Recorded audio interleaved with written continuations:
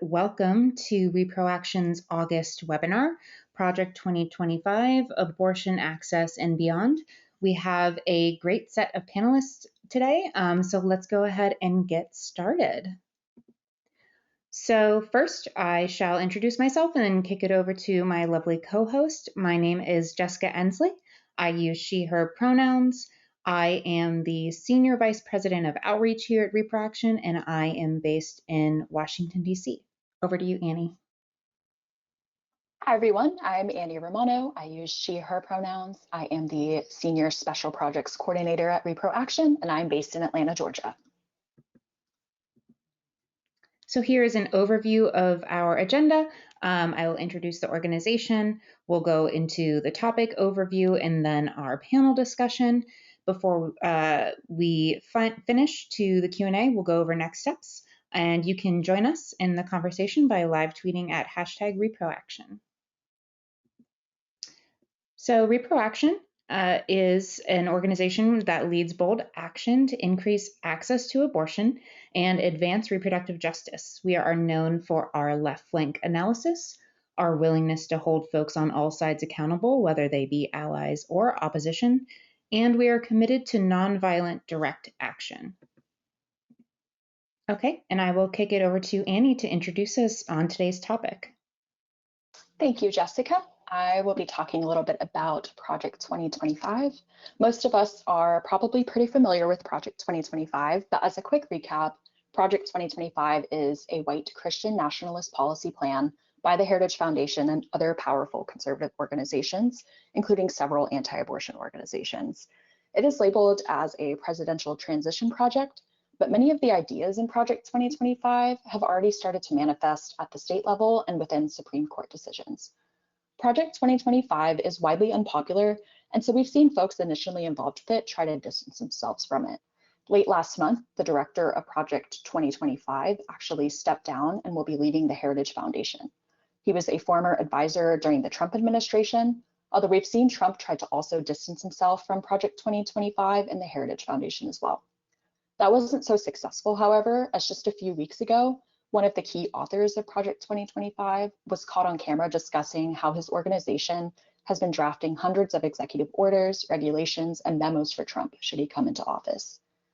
This sort of rebranding without changing their goals is a frequent ploy that we see by anti-abortion groups who know what they're pushing is deeply unpopular with the general public, and so they often try to sanitize their goals. For example, anti-abortion groups might change the names of their organizations or the names of their anti-abortion pregnancy centers. They might change their leadership like we're seeing with Project 2025. They might co-opt progressive language such as choice, rights, or empowerment to justify their views, or they might even frame abortion bans as regulation or moderate restriction. As for the Heritage Foundation's connection to the anti-abortion movement, they are openly anti-abortion and have advocated for state and federal abortion bans, but they are not focused entirely on anti-abortion issues. However, the advisory board of Project 2025 contains several well-known and influential anti-abortion organizations, including Susan B. Anthony Pro-Life America and Students for Life of America. Another organization on the advisory board for Project 2025 that we know for their involvement in overturning Roe v. Wade is Alliance Defending Freedom.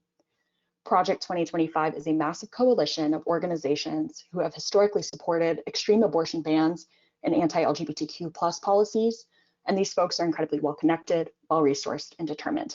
Next slide, please. As far as what we're watching, of course, we are an organization dedicated to increasing access to abortion, and we're centered in reproductive justice.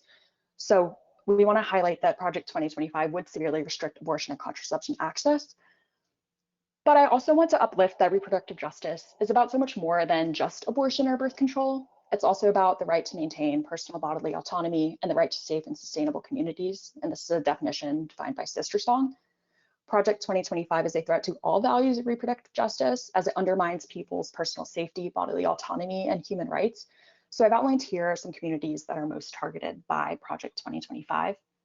Some of the themes in Project 2025 that specifically concern reproductive health, rights, and privacy include continued acts on abortion pills, increased abortion surveillance, and attacks on birth control and emergency contraception. These are all threats that are unfortunately not new to us, but they are still incredibly alarming. So I'll go into depth a little bit more about each of these categories. As far as attacks on medication abortion, we've of course already seen the anti-abortion groups, including the ones backing Project 2025, go after FDA approval for mifepristone, which is a key abortion medication. And Project 2025 highlights a continued interest in doing just that. It also highlights enforcing the Comstock Act, which, if you aren't familiar, once banned mailing of quote unquote obscene materials. Comstock could be used to ban the shipment of abortion pills by mail, which is incredibly concerning as medication abortions now make up the majority of abortions in the US and help increase abortion access nationwide. We're also watching how abortion surveillance may be affected. Project 2025 discusses the creation of an abortion database that would collect information about abortions by state, things like how many abortions are occurring, at what gestational age, for what reason, and by what method. Project 2025 threatens HIPAA protections that limit how healthcare providers can talk with authorities about abortions or even suspected abortions. This represents a greater threat of abortion criminalization, which is incredibly scary and will impact people of color and low-income people the most, as abortion criminalization already does. And lastly, Project 2025 has potential implications on birth control and emergency contraception. It would allow employers the right to deny insurance coverage of birth control out of purported moral opposition to it, and also threatens insurance coverage of emergency contraception. Title X family planning funding would also be directed away from any facility like Planned Parenthood that provides information about abortion, and it would instead be directed to more pro-life facilities, which we know are probably anti-abortion pregnancy centers, also known as crisis pregnancy centers. Next slide, please. And lastly, I wanted to read you all a quote directly from the Project 2025 Mandate for Leadership, which is the Heritage Foundation's giant book containing all of these policy plans. This is a very shocking quote, and one that I stumbled upon in my research that I think just really captures everything that Project 2025 is trying to accomplish. And it says, the next conservative president must make the institutions of American civil society hard targets for woke culture warriors. This starts with deleting the terms sexual orientation and gender identity, diversity, equity, and inclusion, gender, gender equality, gender equity, gender awareness, gender sensitive, abortion, reproductive health, reproductive rights, and any other term used to deprive Americans of their First Amendment rights out of every federal rule, agency regulation, contract, grant, regulation, and piece of legislation that exists. So this is what we're up against, but we are so lucky to be in this work alongside some amazing people doing amazing things to combat Project 2025. So with that, I will pass it to Jessica to introduce our first panelist. Thank you so much, Annie, for that lovely overview. And apologies if folks were hearing a beep. I was having some technical issues on my end that are hopefully resolved now. But I would love to introduce our first panelist, Shivali Patel. Uses she, her pronouns. She is the Director of Safe and Inclusive Schools and Senior Counsel at the National Women's Law Center, where she oversees advocacy addressing sex-based harassment in schools and works to strengthen civil rights protections for LGBTQI+ students and advocate against school censorship and book bans. Previously, she was at the U.S. Department of Education's Office for Civil Rights, where she worked on policy and guidance interpreting Title IX protections, including schools' responsibilities in responding to sexual harassment, protections for transgender students, and the rights of girls of color. Shivali was also an administrative judge at the U.S. Department of Energy, a special assistant U.S. attorney in D.C. in the Sex Offense and Domestic Violence Unit, a judicial law clerk, a community educator at the D.C. Rape Crisis Center. Shivali currently serves as the co-chair of the Leadership Conference on Civil and Human Rights Education Task Force and on the board of directors of Callisto. Thank you so much for joining us, Shivali. Thank you so much for having me to talk about this very, very important, troubling issue. Absolutely. My first question for you is, what in some ways in which Project 2025 would affect the health and safety of LGBTQ+, BIPOC, low income, and other marginalized students? So this is a very important question. Project 2025 has a lot of destructive plans when it comes to education and students. And so, ultimately the goal of Project 2025 with respect to students is to gut enforcement of civil rights laws in our schools, to privatize education, gut student loan cancellation, and federal funding and support for public schools. And that goal harms all students, but especially students of color, LGBTQI+ students, disabled students, and students from low-income families. You may have heard, or some of you may have heard, that Project 2025 outlines a plan to eliminate the U.S. Department of Education.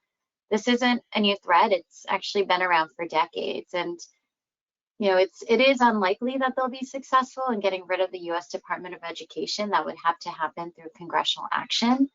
But it's important to know that the U.S. Department of Education is the only federal agency that's mandated to ensure equal educational opportunity. And so this goal of Project 2025 to strip the U.S. Department of Education is ultimately about gutting civil rights and making schools less accessible, less affordable, and less inclusive for students. And in fact, Project 2025 proposes removing the civil rights arm of the U.S. Department of Education, which is their Office for Civil Rights, by moving it to the U.S. Department of by moving it to the U.S. Department of Justice, and only allow enforcement of students' civil rights violations through litigation, so they're filing lawsuits in court, rather than administrative actions, which would be complaints filed with the federal government. Even though these administrative actions have been a key tool for holding schools accountable for protecting students' civil rights. Rights against discrimination based on sex, including sexual orientation, gender identity, sex characteristics, pregnancy and related medical conditions, to protect students from discrimination based on race, color, national origin, and based on disability. Project 2025 also seeks to eliminate the use of disparate impact discrimination in civil rights enforcement, which looks at the impact of policies in creating discrimination against students, so the discriminatory effects of certain policies. And this elimination would remove an important tool for addressing the discriminatory effects of school discipline policies, which are well documented on Black and Brown students and disabled students. And they would seek to do this across agencies that enforce protections against disparate impact discrimination.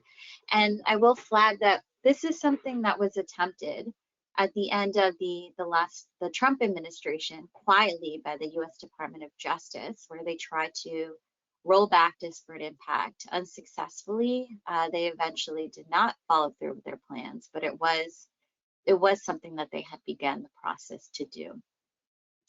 And Project 2025 seeks to undermine protections against sex discrimination by weaponizing Title IX and weakening Title IX's protections. And so Title IX is a crucial civil rights law that protects students from sex discrimination in education. This includes protecting them from sexual harassment, sexual assault, dating violence, domestic violence, sex-based stalking, as well as discrimination based on sexual orientation, gender identity, sex characteristics, and pregnancy and related medical conditions.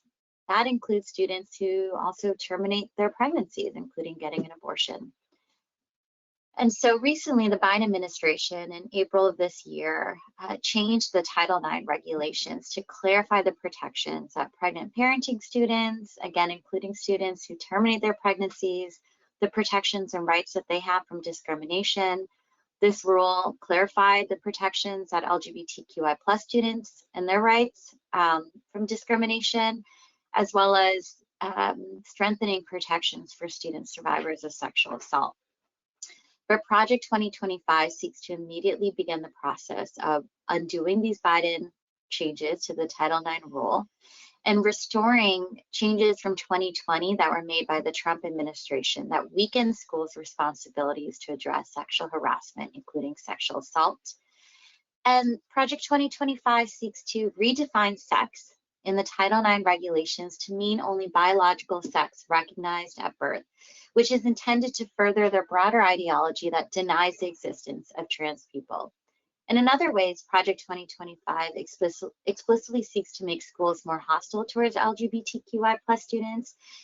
In addition to ensuring that sexual orientation and gender identity discrimination are not included within Title IX protections, It plans for the Department of Education to drop all pending Title IX investigations that address anti-LGBTQI+ discrimination against students. It seeks to exclude non-binary students as a category from the Civil Rights Data Collection Survey, which has been a key tool to understand students' experiences with discrimination in K-12 schools. And it would sanction disrespect and harassment of children by adults, such as allowing employees to refuse to use students' appropriate pronouns if it doesn't match your sex assigned at birth and if it's contrary to that employee's religious or moral convictions. Project 2025 also undermines educational opportunity for students with disabilities and students of color, and especially students living at the intersection of these identities, by gutting the Department of Education's significant disproportionality regulations that require states to consider race and ethnicity when they identify, place, and discipline students with disabilities. They would do this even though students of color are more likely to be inappropriately identified as disabled, and disabled students of color are more likely to be subjected to exclusionary discipline in school and segregated from their non-disabled peers. Project 2025 would also cut funding for public schools and privatize education. They would do this by phasing out Title I funding for K-12 education, which means less support for low-income students, and this would widen longstanding educational disparities based on family income and race. They would also promote school vouchers by encouraging federal taxpayer funds to flow away from public schools and into private K-12 schools, including religious schools, with no guarantees that the money wouldn't be used to discriminate. And finally, Project 2025 seeks to gut student loan repayment plans and the Public Service Loan Forgiveness Program, which would force student loan borrowers to shell out thousands more each year in payments, and ensuring that higher education is reserved for people who are well-connected and wealthy. Wow, thank you so much for that breakdown. That covered quite a bit. I really appreciate your expertise on this, and it's particularly horrifying to me as somebody who got their start in activism, fighting against rape culture on campus, hearing about all of the potential negative impacts that Project 2025 could have, and policies like it. Similarly, can you talk more about how Project 2025 would impact what can be taught in schools, for example, with regard to sexuality, race, or gender? And are what is outlined in Project 2025 similar to things that we've already been seeing unfold in states like Florida, for example? Yeah, so, Florida tops the states with book bans. According to PEN America, which has been documenting book bans across the country, the vast majority of them have occurred in Florida. And these book bans, curriculum bans are often instigated by a small number of people, many of whom are affiliated with extremist groups like Moms for Liberty. And they're often using obscenity laws or extreme and false rhetoric about quote unquote porn in schools to justify banning books about sexual violence and LGBTQ+ topics, or to ban comprehensive sex education and access to age and developmentally appropriate information about sexual and reproductive health. In fact, Moms for Liberty is one of the over 100 extremist organizations that's on Project 2025's advisory board. Moms for Liberty was actually labeled as a hate group from Southern Poverty Law Center, as they're focused on anti-student inclusion, and have played a role in organizing local communities to push for book bans, especially targeting issues around LGBTQI+ identity and race. So Project 2025 seeks to significantly limit what can be taught in schools, continuing this agenda of censorship and of targeting inclusive learning materials in schools. And it would do this by imposing, their extremist ideological agenda in schools, by cutting federal funding for any school or program pushing critical race theory, gender ideology, or what they deem other inappropriate racial, sexual, or political content. They would also redirect federal grant proposals from advancing DEI objectives to studying the effects of racial preferences on students. And it refers to content about transgender identity or LGBTQ identity as quote unquote pornography. Again, consistent with these attacks we have been seeing across the country that label materials talking about sexual orientation or gender identity, LGBTQI plus people as sexually inappropriate or as porn. So Project 2025's plans with respects to students and our most marginalized students, as I said earlier, is quite comprehensive. When you think about education being the cornerstone of our democracy, the place where we learn not only about math and English and geography, but we learn about people different from us, about tolerance and respect for others, about systemic racism and how it perpetuates discrimination and inequality, and about our history and the mistakes and harms we should not be repeating. By preventing DEI and learning accurate history and about different communities and social issues, by limiting who's protected under federal civil rights law and who can attend college based on wealth, or stripping resources from schools with a higher population of low-income students and students of color. Ultimately, what Project 2025 seeks to do is to erode our education system and undermine the ability of all students from all backgrounds to feel safe, supported, and welcomed, and develop the knowledge and skills they need to succeed. Well, thank you again for that really comprehensive answer and breakdown of what's been happening and what could happen in the future in regards to our education system. My last question for you right now is, how can the reproductive and educational justice movements come together to fight for abortion access and educational equity, regardless of the election outcomes going into next year and beyond? Yeah, so earlier I mentioned Title IX and the recent changes from the Biden administration to the Title IX regulations, which again is a crucial civil rights law that protects against sex discrimination in education. And those protections against sex discrimination include pregnant students, it includes the related medical conditions to pregnancy, and it also includes protections against abortion-related discrimination.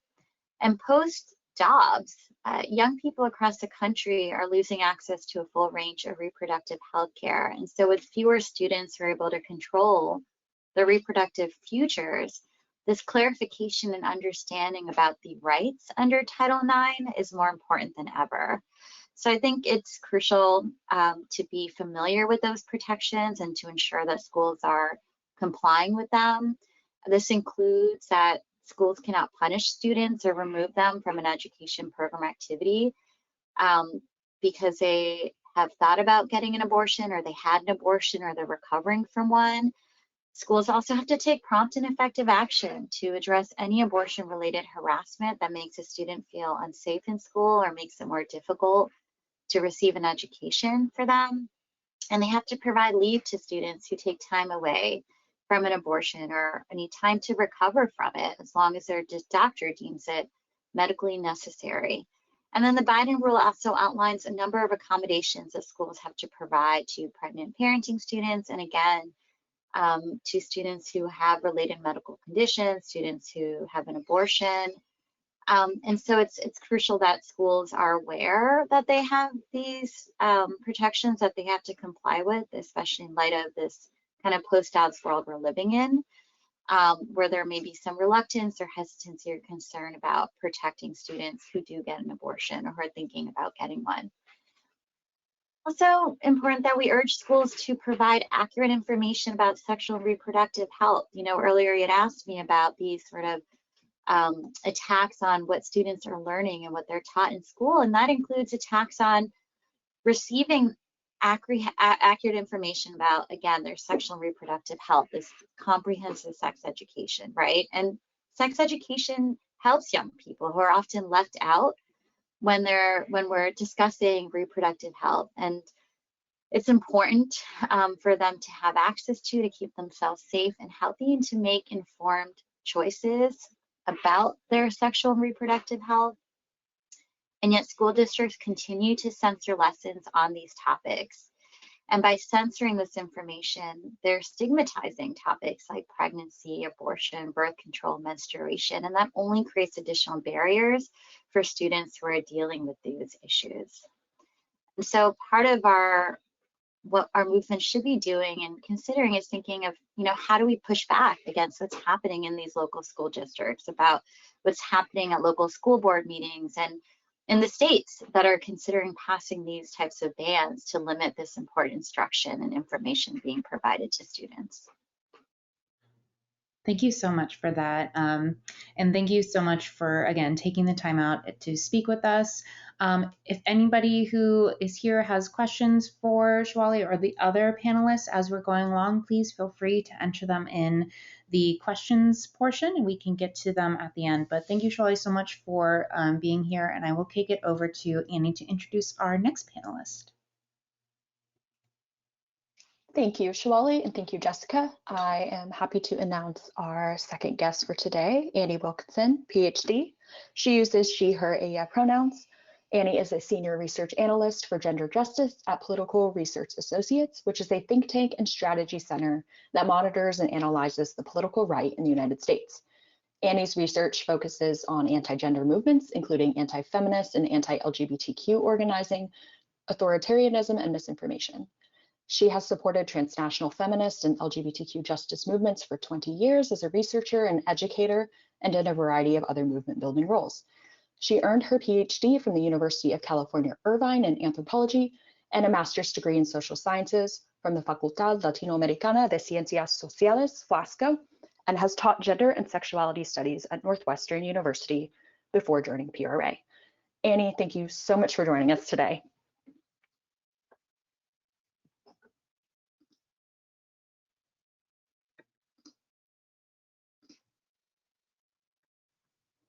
Annie, are you with us?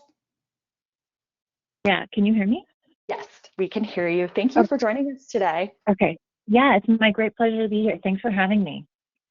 Of course. I just have a couple questions I'd love to ask you. Kind of wanted to start off talking about what I was talking about earlier, just about reproductive justice, the threats to it from Project 2025. We talked about the threats from Project 2025 to abortion access and to birth control.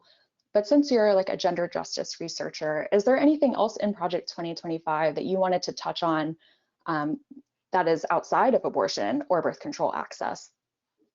Mm-hmm. This is a very important question, and so I'm so glad that you asked it, because most coverage, as you're suggesting, has covered a lot of the direct policy prescriptions or impacts contained in Project 2025. So we're hearing a lot about how it seeks to impose a federal abortion ban and to ban, even criminalize contraception, enforce the Comstock Act, all of which you mentioned.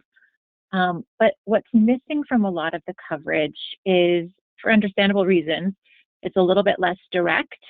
You have to sort of dig a little bit underneath to sort of get at it, but these more indirect gendered impacts that are just as important, if not more so, to consider. So I'm going to name some of those in a minute, but I want to first contextualize Project 2025 and within the whole political project that underpins it and that orients us to these policy prescriptions. So like basically the question here is, what is it trying to do? What is it trying to do? What is the greater end here? And it's important for us to remember that it's not that they just, like the architects of Project 2025 just think that abortion and queer people are bad, and so when those are ended, the project aims are met. No, it's part of a larger political project, and those are not the ends themselves, but the means to a larger political project that is about so much more. And that larger political project behind Project 2025 is imposing a very particular vision of society that reflects the architect's view of society as in their view of a natural order. And that natural order is one that is inherently hierarchical, especially by race and gender. And so we call that cis heteropatriarchy or simply patriarchy. That is a gendered hierarchy that they believe is the natural order. as well as racial hierarchies. So often this takes the shape of ethno-nationalism.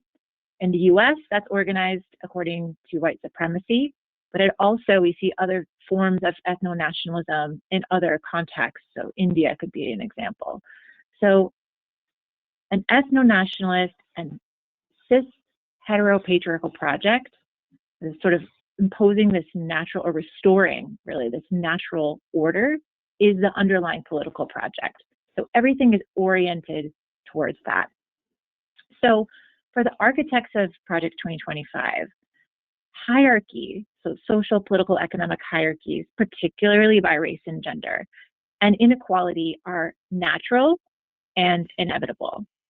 And one way that this manifests is something that you had mentioned in the introduction, which is that Project 2025 calls literally for deleting the word gender and gender equality from every rule, piece of legislation, et cetera, in the government, erasing it. And a lot of my research in the past has focused on looking at the rise and spread of transnational anti-gender movements. And this is a copy-paste of what those movements have been working on all over the world for the last 10, 15, 20, actually more years.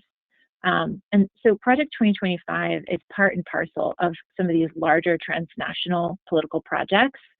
And one of the premises underlying those projects is a rejection of the very concept of gender itself. So they invented the idea of gender ideology, which seeks to delegitimize the idea that gender as distinct from sex exists at all, or that equality is even a goal, because inequality and hierarchy are natural.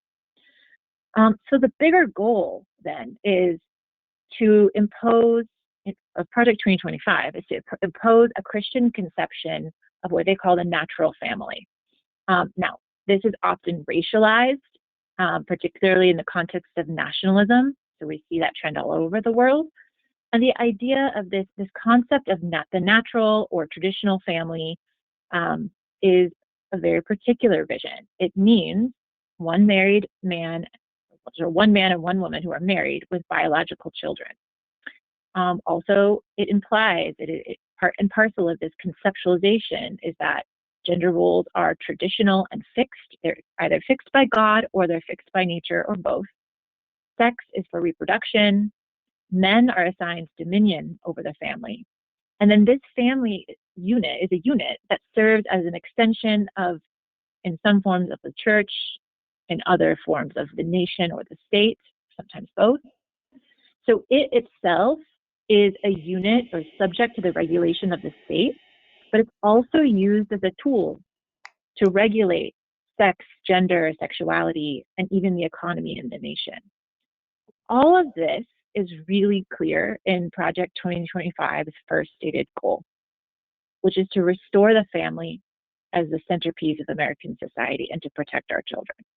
So this entails dismantling the aspects of the state that have historically played a role in intervening in inequality to redistribute wealth and power in society. And so we do that through, the government does that through a variety of a few means, right? So like a progressive tax code can enact that kind of redistribution. So for example, a child tax credit or the earned income credit, these are redistributive functions. Another really important one is the social welfare state or program. So this includes the entire public education system, things like free school lunches, Head Start, which is basically a public preschool, SNAP benefits, housing assistance, the Social Security system, and Medicare and Medicaid, which is essentially public forms of health care. So the social welfare state is probably the most important redistributive tool that we have, that the government uses to redistribute wealth and power. And thirdly, the regulatory system. So labor regulation, the ability to have a unions and organized labor, environmental regulations, consumer protections, et cetera. So these, Project 2025 seeks to intervene in all of these to dismantle them, all of which have disproportionate effects on women, queer and trans people, low-income people, and Black and Brown people in particular, who often rely more on these programs. So we have empirical data that shows us how disproportionately impactful and important these mechanisms are for those populations. And so eliminating them takes great strides to reinforce and roll back and ensure that those social hierarchies along the lines of race and class, race and gender and class remain in place. And so this exacerbates what I call distributional injustice, and it essentially amounts to an upward transfer of wealth and power, political and economic power as well. And so we may think it couldn't possibly get worse because American society is extremely unequal and getting more unequal when we look at that, politically or economically or socially. But Project 2025 ensures that it can still get much, much worse for these groups. And so it's aimed to dismantle the administrative state and these mechanisms of government that have been used historically and are fundamental to making a more equal society. It seeks to strip away. And so this creates massive impacts that are disproportionate for these populations. Thank you so much for that. I really appreciate how you put it in like a greater context. I think it's really easy for us to see in media that we're hyper focused on like certain issues, which are very, very important, but like putting it in the context of the greater goal here to restructure the American family is super important context. So I really appreciate that. I feel like you opened up one of my questions really well. So I wanted to kind of talk to you about messaging and how you might explain the increased threat of Project 2025 to someone who might look at the reproductive rights threats in it and see that maybe it's nothing new. Maybe it feels like the same old stuff and it's not a big deal because we've been dealing with this forever. Like, how do we express the urgency and seriousness of Project 2025 on reproductive rights and other gendered threats, and maybe differentiate from the things that we've seen before? This is another really important question, so I really appreciate you asking it. And I would say, on the one hand, of course, yes, it's true that in some ways these attacks are nothing new, and we also must register the new and evolving aspects of these threats and take them for what they are, recognize them, if we're going to effectively protect ourselves and our rights to be able to block the right and build the left. So it's true, for example, that overturning Roe v. Wade was the culmination of 40 years of very purposeful organizing by a right-wing coalition. So, for example, the Federalist Society has been working to recruit and train a generation of conservatives to stack the judiciary. We can directly attribute the loss of Roe v. Wade to this strategy. But having said that, we have to recognize that, as our opponents themselves have said, Roe is not the beginning. Roe is not the end, it's the beginning.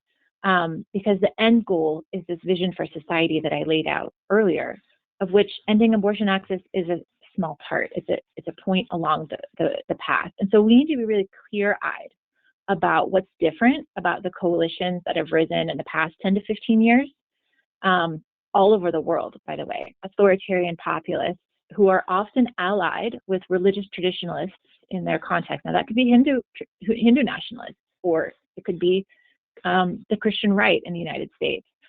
Authoritarian populists and traditionalist religious coalitions have been succeeding at capturing political parties, for example, the GOP, and governing power. Sometimes they're blocked, and that's an important lesson for us too. But I would say that there are always and always will be authoritarian elements in our societies, but what we're seeing now is that they, one, are coordinating transnationally in ways that we've never seen before. And two, they are exploiting the vulnerabilities of open democratic societies like the voting system, right? Electoral systems, to subvert those in fundamentally anti-democratic ways. And they've been succeeding at capturing power and making those systems less democratic. And so we need to recognize, I think, that there's a danger in thinking that, for example, America has always been fascist. Certainly, those elements have always been here. And yet, I think, and this is sort of the message that I would end with, that we cannot yield to our opposition, because the vision that they have for us eliminates our rights and our ability to be equal participants in our society and exercise self-determination. And I think that we can hold together the contradictions that are inherent here to recognize that, as Audra Taylor has put it, I really like, we may never have had democracy, but we'll sure miss it when it's gone. And so we have to see, in my view, how the fight for gender justice is a fight for democracy in all of its messiness, and embrace that and understand and see how our opposition is using the tools of democracy itself against us. Wow, thank you for that. That is such a powerful way to end that segment. And we really, really appreciate you taking the time to talk with us today about all the really important work that you've been doing on this front. And hope to hear from you a little bit more at the end during the Q&A. I'm going to pass it over to Jessica to introduce our third panelist. Great, thank you so much, Annie and Annie. And it's my pleasure to introduce our last but not least panelist, Dina Scher. Dina Scher is the Associate Vice President for Public Policy at Americans United for Separation of Church and State. She helps direct AU's state and federal legislative policy work, focusing on blocking efforts to use religion to undermine people's rights. Previously, she served as AU's State Legislative Counsel, coordinating AU's advocacy in state legislators and before state school boards. She started with AU as an Equal Justice Works Fellow in their legal department. Dina also works in the ACLU's Washington Legislative Office lobbying on religious freedom issues. Prior to attending law school, Dina lobbied on behalf of nonprofits working in international development. Dina, it's so great to have you here. Thanks so much. This is a really great conversation. I'm happy to be a part of it. Wonderful. My first question for you is, we know that Americans United works to combat Christian nationalism, and that Christian nationalism is the eventual goal of Project 2025. How does Christian nationalism show up in Project 2025's goals to counter reproductive rights? Yeah, sure. Project 2025 is a long-term playbook for Christian nationalists. And regardless of what happens in this election, or no matter what the Heritage Foundation may claim. So let's take a step back. Christian nationalism is not Christianity. Many Christians reject Christian nationalism because it conflicts with their beliefs and is a threat to democracy. What Christian nationalism is an extremist political movement that believes in the lie that America was founded as and must remain a Christian country, and that our laws and policies must ensure that white Christians hold on to power and privilege. This is an extremist movement that has existed for a long time, but we've seen a troubling resurgence in recent years as a backlash to the advances towards equality for more and more people, and even the acknowledgement of diversity in our society. We understand Project 2025's goals because we've been fighting many of these groups for years. Groups, some mentioned earlier, like Alliance Defending Freedom, First Liberty Institute, Family Research Council, Concerned Women for America. They are all dedicated to injecting Christianity into public life and tearing down the wall separating church and state. So turning to Project 2025, in the opening pages of Project 2025, the authors lay out the project's core promises to secure our God-given individual right to enjoy the blessings of liberty. But the source of rights in this country they're not God, it's the Constitution. And this may seem like a small thing, but the difference pervades the entire document. The project focuses not on securing people's rights, but on taking away the rights of those who do not align with the narrow view of the world envisioned by Christian nationalists. For example, as Annie quoted in the introduction, within the first few pages, the document declares that religious freedom is in direct conflict with reproductive rights and LGBTQ+ rights and women's rights. But we know that's false. But that doesn't stop the Christian nationalists. Project 2025 would use the state to impose what they call a biblical family structure. And as Annie explained so well, it's a patriarchal family that essentially allows state control over bodily autonomy and identities of women and LGBTQ+ people. A 2023 survey found that belief in Christian nationalism is strongly tied to anti-LGBTQ+ sentiment and support for patriarchal gender roles. And that's evident throughout the pages of Project 2025. Project 2025 seeks to promote a biblically based family structures throughout federal programs. It seeks to roll back federal protections for LGBTQ+ people and families and stop enforcement of anti-discrimination provisions. It seeks to base reproductive rights policy on the fundamentalist religious belief that life begins at conception, prioritizing religion over scientific and medical evidence, and seeking to end medication abortion. Project 2025 seeks to ramp up abortion surveillance to intimidate pregnant people. And it specifically displays animosity towards gender diversity. It would outlaw what it calls transgender ideology, so that transgender and gender nonconforming people will not be able to live their lives as their true selves. Thank you so much for breaking that all down for us. We really appreciate it. My next question for you is, what are some of the best ways to talk about Project 2025, knowing all of this now? And how can we talk about it to those who may be unaware of its impact, who might not be on today's webinar, and to those who might not be taking this seriously? Sure.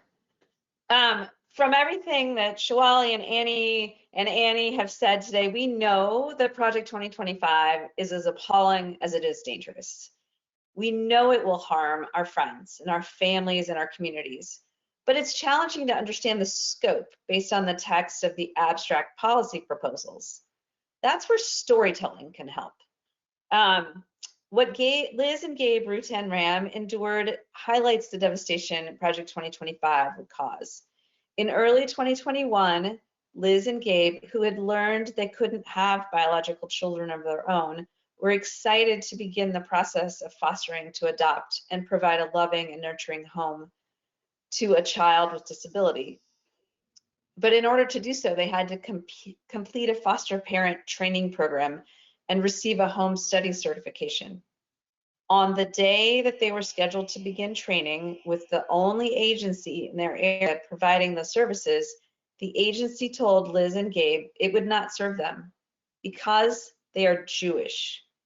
As a result, Liz and Gabe were unable to foster or adopt the child. They were shocked, they were hurt, they were frustrated, they were disappointed, and they filed a lawsuit to end the discrimination. But Project 2025 condemns their lawsuit and other similar lawsuits that have been brought by Catholic families or LGBTQ+ families who just want to provide a loving home to children in need and have faced similar discrimination. So Liz and Gabe decided to share their story. They made a series of videos so people can understand exactly what Project 2025 would do, whom it would harm. And as Liz and Gabe say, if Project 2025 can come for us, it can come for anyone. And we'll make sure that we share out links to those videos so that you can see them and use them in some storytelling. The other thing I think is helpful is that if you look at what's happening in the States, you can look at what's happening in the States just to see how serious Christian nationalists are. Shawali mentioned some terrible state and local policies, but I'd like to highlight a couple more. There's a law in Louisiana that calls for the 10 Commandments to be posted in all public schools and universities. There are officials in Texas and Oklahoma who are trying to mandate the teaching of the Bible in public schools, even in kindergarten through 5th grade. Florida, Louisiana, and Texas have all allowed school districts to welcome in chaplains to provide counseling services in public schools. These are all a way to reinforce the false narrative that America was founded on Christian principles, when in fact, the United States was founded on the Constitution. And we know that the people behind Project 2025 are bold. These things are clearly unconstitutional, but they don't care. And they don't need Project 2025 to pursue their goals. Wow, thank you so much for putting another tool in our toolbox, one regarding storytelling on how to combat these harmful rhetorics and policies.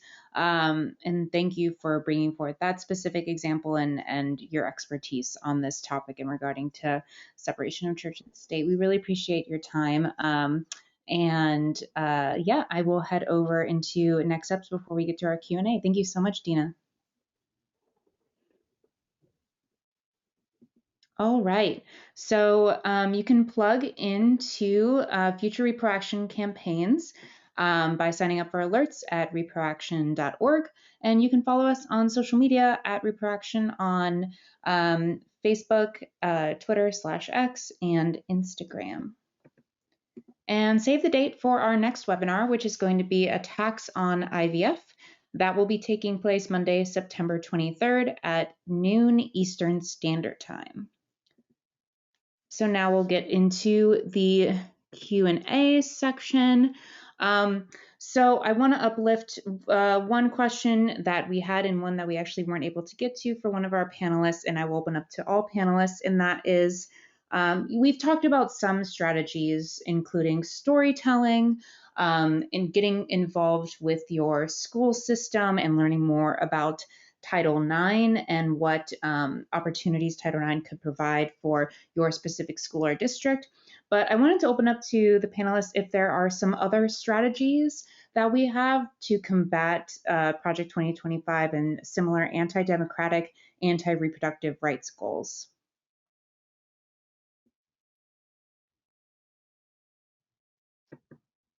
Hi, this is Dina, and I'll just mention one thing quickly, which is, you know, the more we talk about Project 2025, the more people are opposed to it.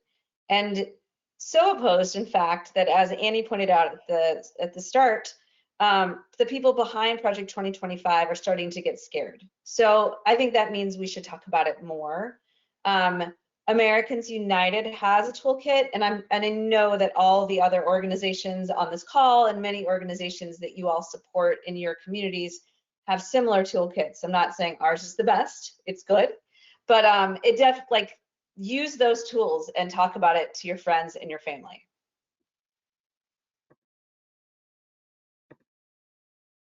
Great, thank you. And Annie Wilkinson, I apologize if you were trying to speak. I think I need to unmute you. So now you're unmuted just in case you want to jump in. We had one additional question. If it's going to be this webinar recorded, it will be, and it will be posted on our YouTube channel.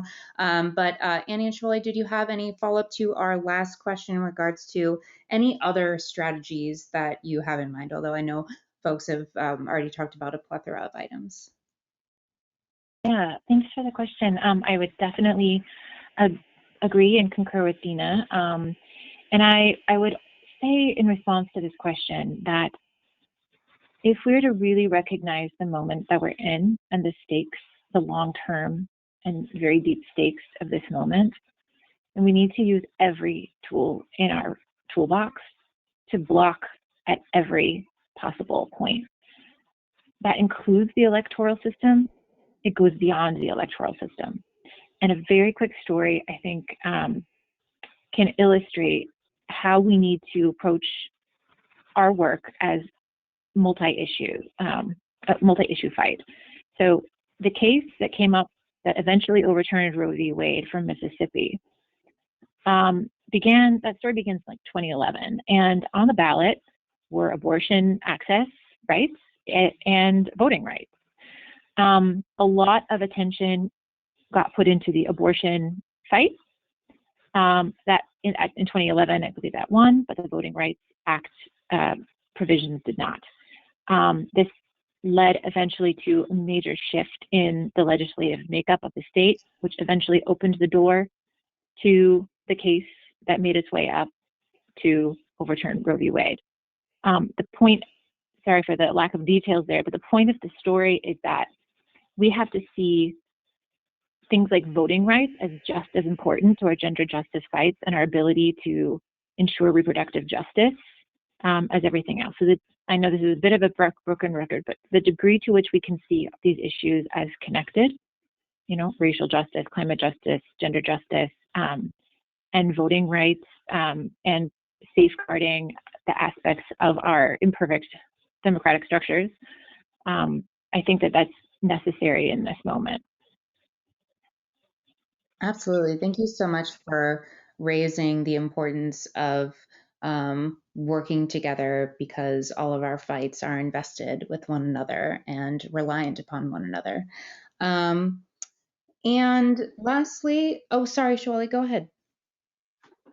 I was just gonna, I guess, echo everything that's been said, and I think it's so important that, you know, we stay engaged in all the fights and see the connections for the gender justice movement. And kind of related to what Annie's excellent presentation early on about her remarks about the view of society, you know, the particular view that Project 2025 is imposing, and kind of this, you know, very specific narrow view of the family. Similarly, I think it's important to, you know, as we're talking about trans rights, you know, so much of Project 2025, and this is part of this like broader goal of creating this like cis, you know, prioritizing like cis heterarchical or hetero like patriarchal family structures, is this kind of erasure of trans and non-binary people, and seeing the connections, which is the broader gender justice, women's rights movement, is so important. So, you know, much of what the work that we do at NWLC is to fight against bans, whether it's in athletics or bathroom bans that target trans and non-binary people and that perpetuate disinformation to target them, claiming that our rights are in tension, that the rights between cis women and girls and trans women and girls are in tension, when they're not, because ultimately it's about controlling what it means to be a woman. And when we see these bans defining narrowly what it means to be a woman, it's perpetuating gender-based and sex-based stereotypes that harm all of us. And in fact, there have been cases where cis women and girls were targeted because they didn't conform to stereotypical notions of womanhood and were accused of not being, quote unquote, you know, an appropriate or an actual woman or girl to play whatever sport or to go to the women's bathroom. And so I think it's important, you know, similar to kind of seeing how all of these issues are connected, to seeing how this issue is just connected with the broader gender justice, but also women's rights movement. And, you know, it's about controlling us all, and, you know, and trying to place us into these like very neatly, narrowly defined boxes of womanhood. Absolutely. Thank you so much for raising that, and it just reiterates what Annie was talking about at the beginning of the introduction of this topic. The ideas and rhetoric of Project 2025 are not new. They are